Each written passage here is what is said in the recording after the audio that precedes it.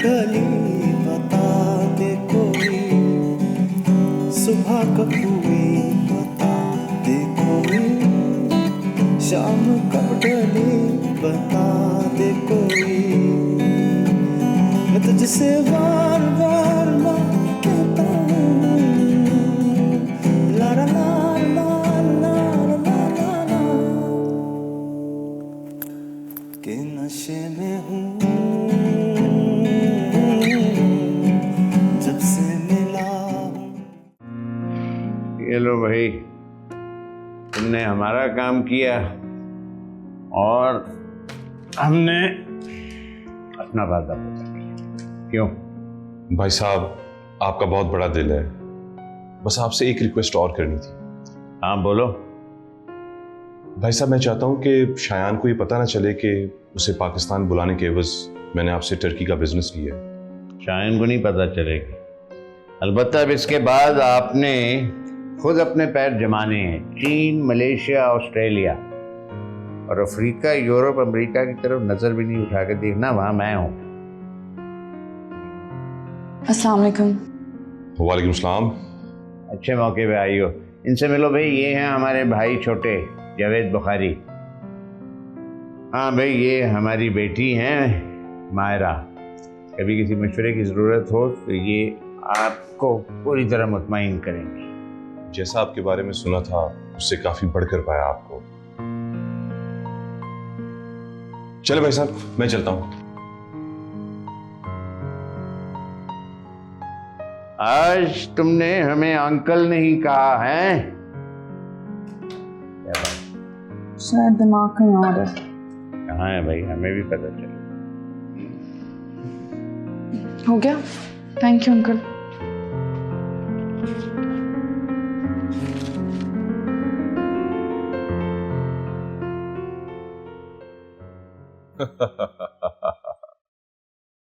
अरे, अब मैं जावेद नहीं, जावेद बुखारी हो गया हूं। तुम फिक्र ना करो, तुम्हारी पेमेंट तुम्हें जल्द मिल जाएगी। कोई ऐसी बात ही नहीं है यार। ठीक है। Dad, I am leaving, okay? Hold करना एक मिनट। कहाँ जा रही हो तुम? डैड, शयान से मिलने। अच्छा, चलो तुम उससे मिलकर आओ, फिर मैं तुम्हें गुड न्यूज देता हूँ। Good news? कैसी गुड न्यूज? भाई अभी तुम जाओ, उससे मिलाओ। इतनी बड़ी खबर तुम एंजॉय नहीं कर पाओगी। डैड, अब आप मुझे परेशान कर रहे हैं, क्या बात है बताएं मुझे। वैसे भी बहुत टाइम हो गया कोई गुड न्यूज सुने में। डैड, आप अंकल बुखारी के पास गए थे ना? प्लीज टेल मी, उन्होंने मेरी और शयान की शादी की बात की है? यही बात है ना? सही सोच रही हूँ मैं? उसने तुम्हारी और शायान की शादी की बात तो नहीं की।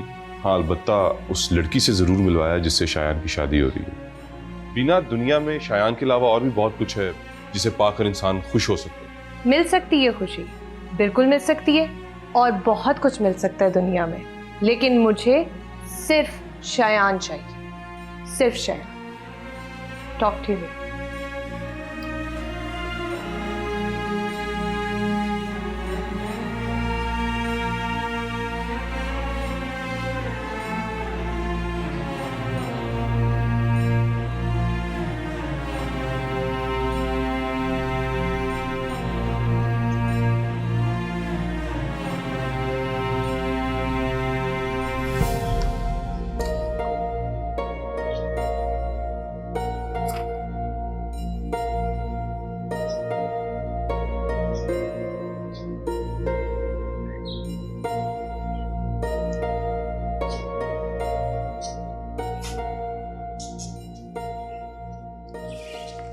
कुछ कहना है क्या?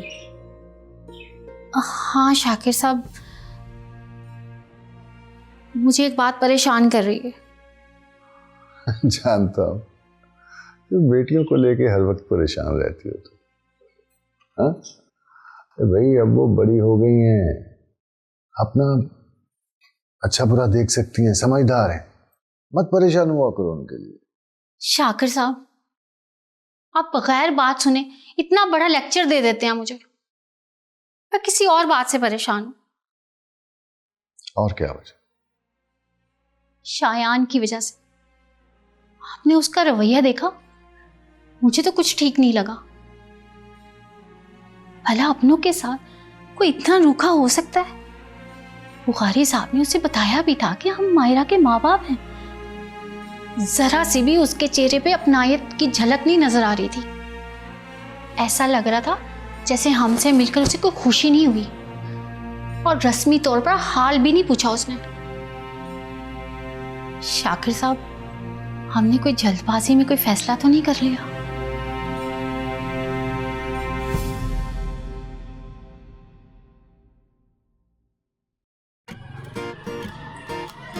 बस रोको रोको, अरे रोको ना,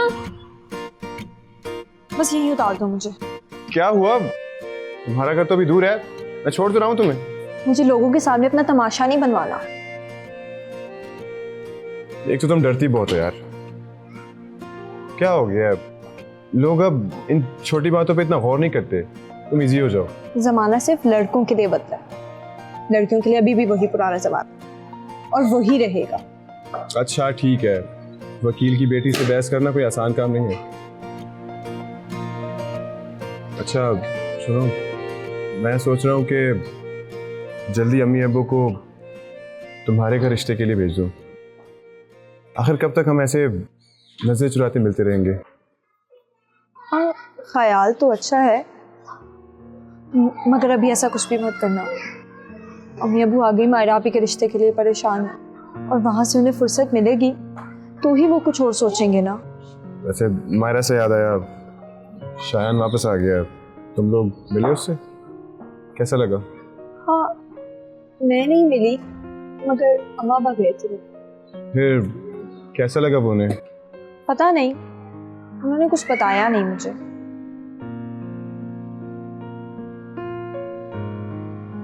क्या हुआ?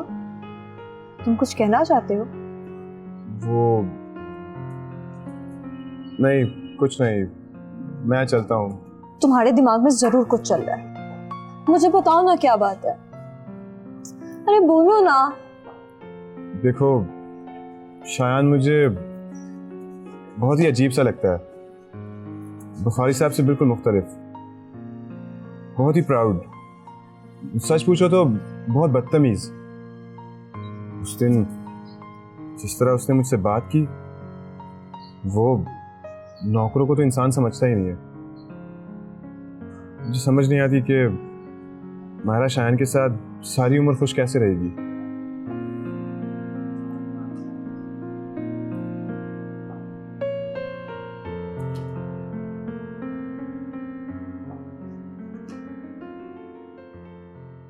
देखो,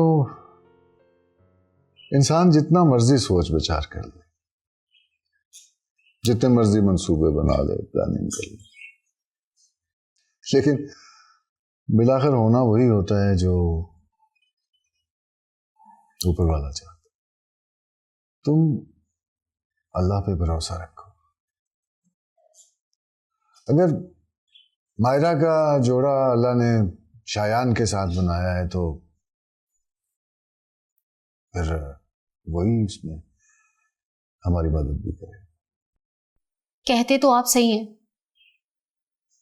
लेकिन मेरे दिल को तसल्ली नहीं हो रही। जब से हम वहां से मिलके आए हैं, दिल में एक बेचैनी सी बढ़ गई है। मैं समझ सकता हूँ। अरे भाई, माँ अपनी बेटियों के लिए परेशान नहीं होगी तो और कौन हो। अस्सलाम वालेकुम। मेरा बच्चा आ गया। जी अब्बा। अच्छा, जाके फ्रेश हो जाओ, मैं तुम्हारे लिए खाना लगाती हूँ। ठीक है।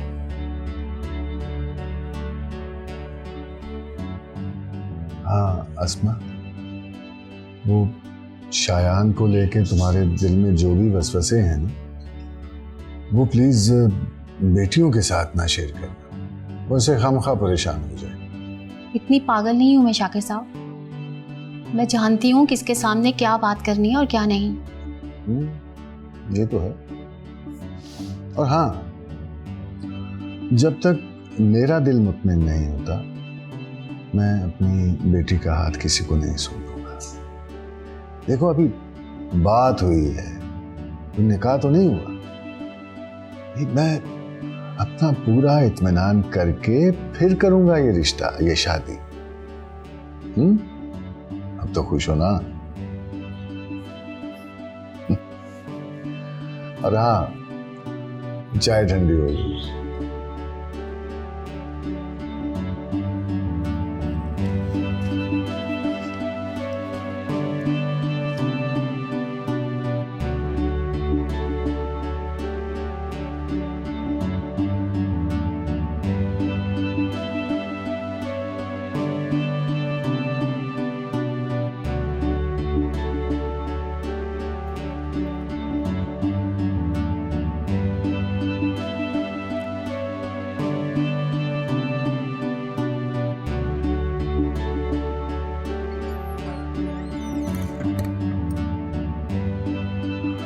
अस्सलाम वालेकुम अम्मा। वालेकुम सलाम। आज तुमने फिर देर कर दी ना वापस आने में। देर कहाँ की अम्मा, यूनिवर्सिटी अभी खत्म हुई है, सीधा घर ही आ रहा हूँ मैं। तुम्हें पता है ना कि आजकल तुम्हारे अब्बू की तबीयत ठीक नहीं है। वो काम पर चले तो जाते हैं मगर वहां जाके तुम्हारा इंतजार करते रहते हैं कि कब तुम वहां पर जाओ और वो घर वापस आ सकें आराम करने के लिए।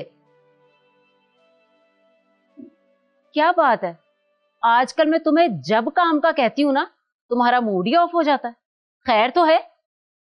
अम्मा कुछ नहीं हुआ, तू खाना लगा, मैं चला जाता हूँ मैं। चलो लगाती हूँ मैं खाना।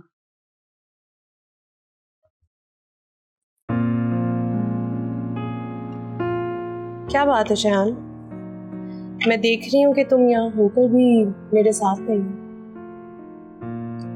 पता नहीं यार, दिल नहीं लग रहा, सब कुछ पराया सा। तुमने कभी अपनों को अपना समझा ही कब है, इसलिए शायद तुम्हें सब पराया लग रहा है। मुझे यहाँ के लोग, उनका रवैया, मुझे सब अजीब लग रहा है, अजीब घुटन सी हो रही है। क्या तुम्हें मेरे साथ भी ऐसे ही महसूस होता है? तुम्हारे साथ अच्छा वक्त गुजरता। सोचो शयान, अगर जिंदगी साथ गुजारोगे तो कैसा होगा? इस बारे में अभी मैंने सोचा नहीं। तो सोचो ना शयान, कब सोचोगे? जब अंकल बुखारी तुम्हारी उस गवार से शादी कर देंगे। ऐसा होगा नहीं।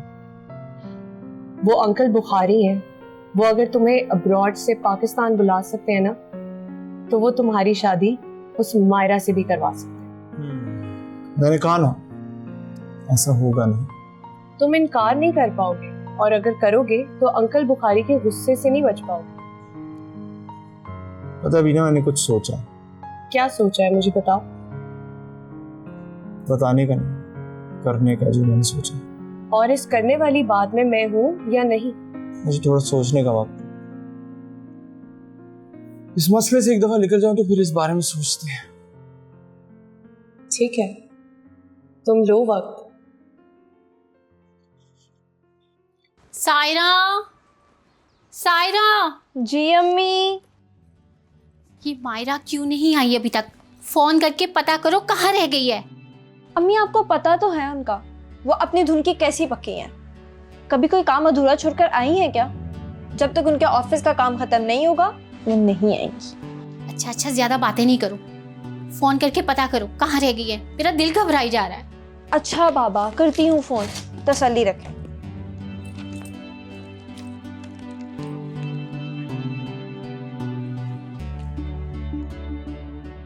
हेलो, कहाँ हैं भाई आप? मुझे तो पता है, अपनी अम्मी को समझाएं, कब से परेशान खड़ी हैं। ये ले, करें बात। हेलो, कहाँ रह गई हो भाई? अच्छा अच्छा, वो अगर ऑफिस में इतना काम हो तो बता दिया करो। हाँ हाँ, मैं ही इतनी बेवकूफ हूँ जो तुम लोगों के लिए परेशान रहती हूँ।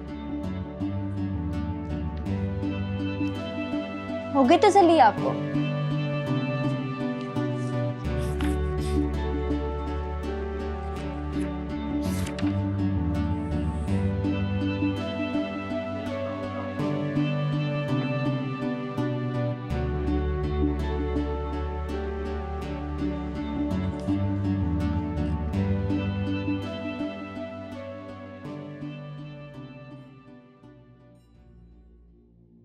शयान ने मुझे कुछ बताया क्यों नहीं?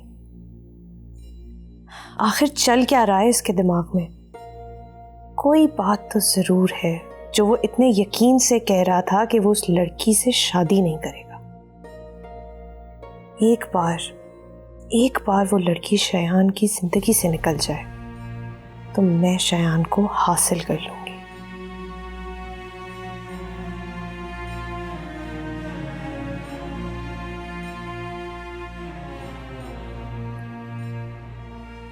हेलो, क्या हुआ है? जब से तुम शयान से मिलकर आई हो किन ख्यालात में गुम हो? ऐसा क्या कह दिया उसने तुम्हें? वो कुछ कहता ही कहाँ है, हर बार अगली मुलाकात तक बात अधूरी रह जाती है। खैर, आपने मुझे कोई गुड न्यूज़ देनी थी। What is it? भाईजान ने अपना टर्की का सारा बिजनेस मेरे नाम कर दिया। यू नो, बस थोड़ा सा लीगल प्रोसेस बाकी है, उसके बाद सब कुछ मेरे नाम होगा, सब कुछ। और तुमको तो पता है कि मैंने इस बिजनेस के लिए कितना कुछ झेला है। अब मैं उनका मोहताज नहीं रहूंगा, मेरी अपनी एक पहचान होगी, मैं अपने फैसले खुद ले सकूंगा। इतनी बड़ी खबर तुम्हें सुना दी है और तुम्हें देख के बिल्कुल लगता नहीं कि तुम्हें कोई खुशी हुई है। ऐसी छोटी छोटी बातों पे ना डैड आप ही खुश हुआ करें। यानी बुखारी अंकल की इतनी बड़ी जायदाद में से एक छोटा सा हिस्सा मिल गया और आप खुश हो गए। आप जानते हैं कि मैं कब खुश होंगी। मैं शयान को चाहती हूँ और जब वो मुझे मिलेगा मैं तभी खुश होंगी। ठीक है, तुम अगर मेरे कहने पे चलोगी तो ये खबर भी तुम्हें बहुत जल्द सुना दूंगा। डैड, मुझे ना ऐसे लगता है कि आपने 100 years प्लान बनाया हुआ है, बट यू नो व्हाट, मैं इतना वेट नहीं कर सकती। मैंने अपनी जिंदगी में बहुत कुछ अचीव कर, सो प्लीज।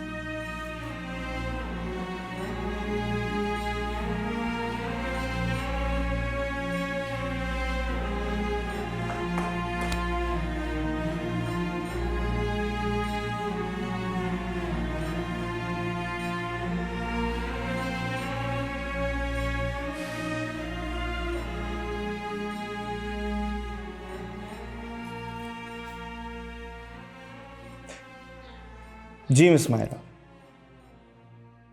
देखिए मुझे घुमा फिरा के बात करने की आदत नहीं है, इसलिए जो बात करूंगा वो सीधी सीधी करूंगा। मैं चाहता हूं आप शादी से इनकार कर दें। देखिए मैं आपसे शादी नहीं कर सकता, लेकिन अगर मैंने इनकार किया तो डैड मुझ पर बहुत सख्ती करेंगे। आप तो सच में बहुत अक्लमंद हैं, मैं भी यही चाहता हूं। प्लीज आप शादी से इनकार कर दें। देखिए इसमें आपका भी फायदा और मेरा भी फायदा। अगर हम एक दूसरे को वैसे ही नहीं चाहते तो फिर क्या फायदा है ताल्लुक रखने का। बेहतर यह है कि आप अपनी ज़िंदगी जिए और मैं अपनी ज़िंदगी। और इसके लिए अगर आप मुझसे कोई मुआवजा चाहते हैं तो मैं वो भी देने के लिए तैयार हूँ, मगर आप प्लीज़ मेरी बात समझें, बिल्कुल ऐसे। और ये बात अगर मेरे घर वालों को पता लगी, मैं आपको बता रहा हूँ कि मुझसे बुरा कोई नहीं। ये मेरी आपको वार्निंग है, उम्मीद आप समझें। ठीक, शुक्रिया।